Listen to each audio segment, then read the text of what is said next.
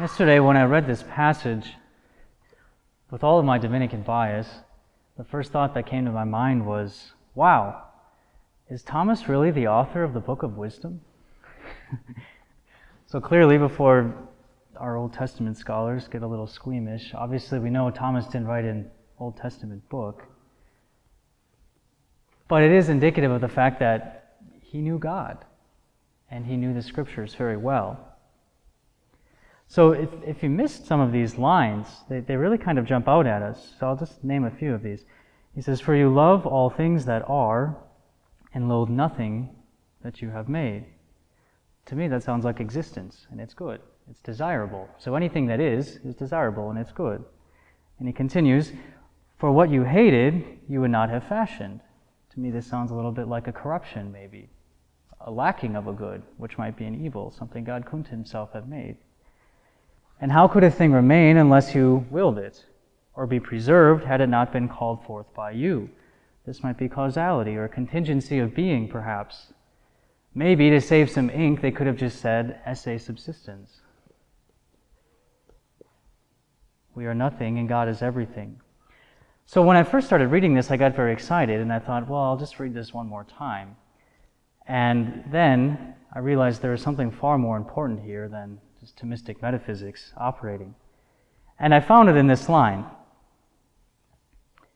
You have mercy on all. I think that's the point of all of this. Given all of these attributes we know of God and how little we are in the face of God, the fact that He has mercy on all is critical. So most of us here know Thomistic metaphysics like the back of our hand, perhaps even better than the back of our hand. But how many of us know the mercy of God? Who cares about His grandeur, and who cares about our study of His grandeur, or, frankly, about fancy phrases like esse subsistens, if we don't know mercy? After all, it is the Lord Himself who commanded us to go and study and learn this phrase, I desire mercy, not sacrifice. I desire mercy more than Thomistic metaphysics. I desire mercy more than productivity, more than justice, because mercy supersedes justice. It's a going beyond of what is just.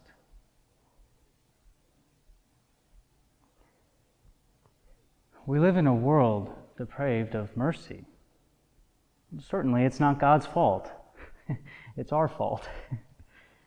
It's our failure to recognize just how patient God really is with each of us in our lives. Furthermore, I think it's a pride which thinks that our sins are a little bit greater than God's mercy on us. And finally, I think there's some selfishness that the moment one of us might receive mercy, when we receive mercy, we suddenly don't want to share it when we have the opportunity to, moments later. So to counter these, then, we must first recognize this incessant mercy of God in our lives. Then, frankly, just humble ourselves enough to receive God's mercy in our lives. And I think really to actually squirm at the thought of being in the face of God and receiving something that we don't really deserve, but it's so good, and He wants to give it to us. And then finally, to be generous enough to actually share it and to extend mercy to others in a way that likens us to God.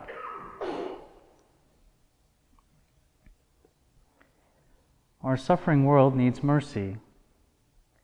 May it begin with us. May we recognize, offer, and receive mercy. Little by little, as this passage concludes, little by little, to warn, to remind, and believe in You, O Lord.